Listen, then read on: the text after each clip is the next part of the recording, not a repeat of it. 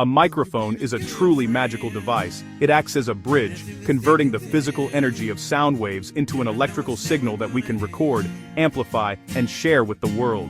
We use microphones for almost everything involving sound: a singer on a stage, a podcaster sharing their thoughts, an interviewer capturing a story, and a sound engineer shaping a live performance. Without them, the vibrant world of modern audio would simply fall silent.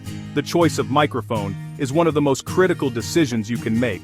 It fundamentally shapes the character and quality of the final sound your audience will hear. There are many different kinds of microphones, each designed for specific tasks and environments. This guide focuses on the two most common types you'll encounter: dynamic microphones and condenser microphones. Understanding the core differences between them is the first major step toward professional-sounding results. The workhorse of sound. A dynamic microphone is celebrated for its simplicity and its incredible durability. Think of it as the rugged, reliable workhorse of the audio world. At its heart, a dynamic mic operates on a very straightforward principle of electromagnetism, much like a tiny speaker working in reverse. It contains a small, thin piece of plastic, or mylar, called a diaphragm, that is attached to a coil of very fine wire. The coil is suspended within the magnetic field of a powerful, permanent magnet. The whole assembly is lightweight and resilient. When you speak, when you sing, when you play an instrument, sound waves travel through the air and strike the diaphragm, making it and the attached voice coil vibrate back and forth. As the coil moves through the magnetic field, it generates a tiny electrical current. That electrical signal mirrors the original sound wave, voltage fluctuating with frequency and amplitude.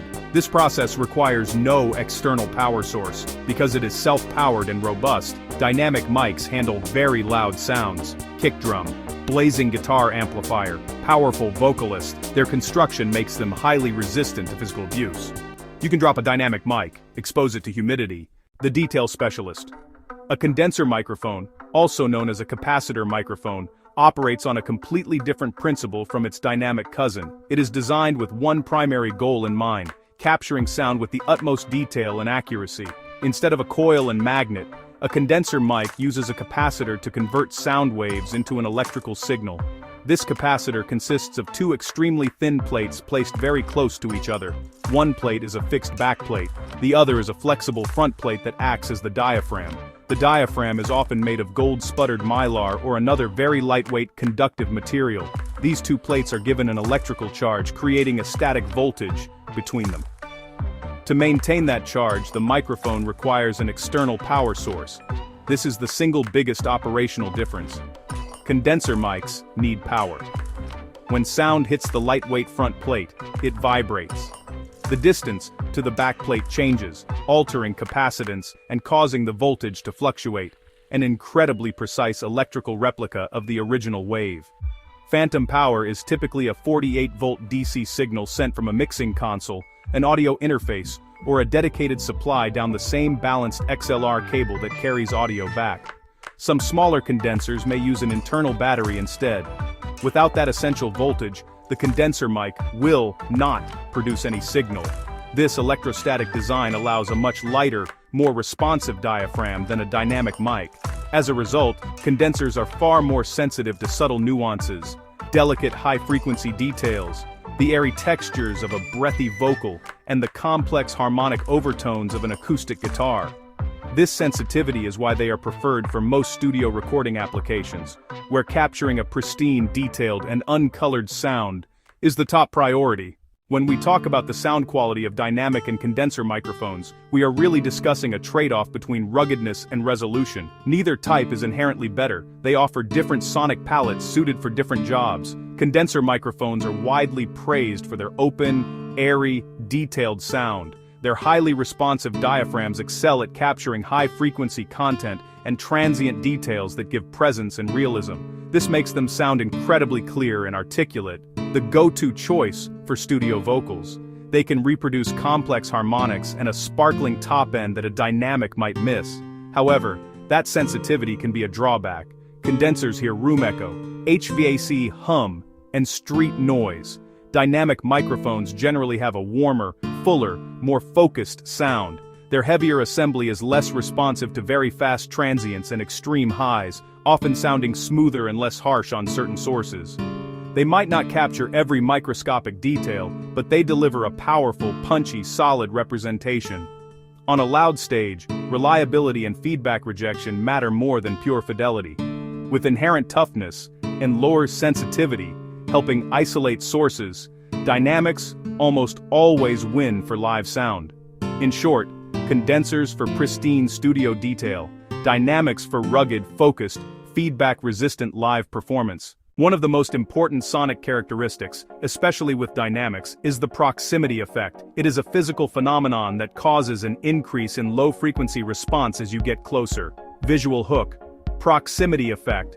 Far versus close. It is most pronounced in directional microphones, particularly cardioid patterns. It can be a creative tool and a problem. Move closer for warmth and quiet passages, back off for loud sections to keep clarity.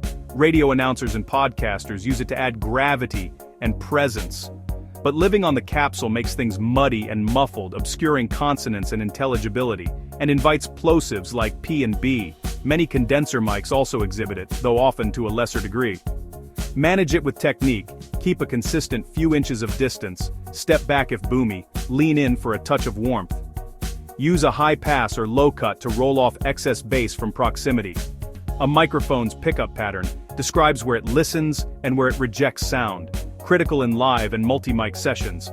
The most common is cardioid, most sensitive at the front, least at the rear. This front focus helps isolate the voice, reject audience, and drum kit bleed, and reduce feedback. Place stage monitors directly behind a cardioid mic, in its null point. Supercardioid is even more directional up front but has a small rear lobe, so do not put the monitor directly behind it. Place monitors slightly to the sides for supercardioid. Choose patterns based on application. Cardioid for most singers, supercardioid to fight nearby cymbals. For singers and podcasters, the microphone is your primary connection to your audience, so use it correctly. Maintain a consistent distance, about 4 to 6 inches, 10 to 15 centimeters. Too close invites proximity bass and plosives. Too far sounds thin and picks up room noise.